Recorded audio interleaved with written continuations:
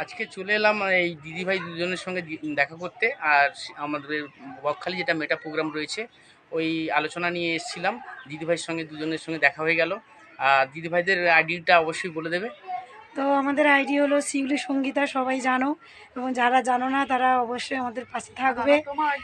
দাদা তোমার আমার আইডিটার নাম তরুণ বলো। নায়ক নামেই রয়েছে, আমার নামও তরুণ নায়ক, আমার আইডিও রয়েছে তরুণ নায়ক নামে। সবাই অবশ্যই সবাই পাশে থাকবেন, যেভাবে আমার পাশে থেকেছেন এবং দিদিভাইদের সঙ্গে থেকেছেন। আর এই মেটা প্রোগ্রামের জন্য সবাইকে বলবো আসার জন্য।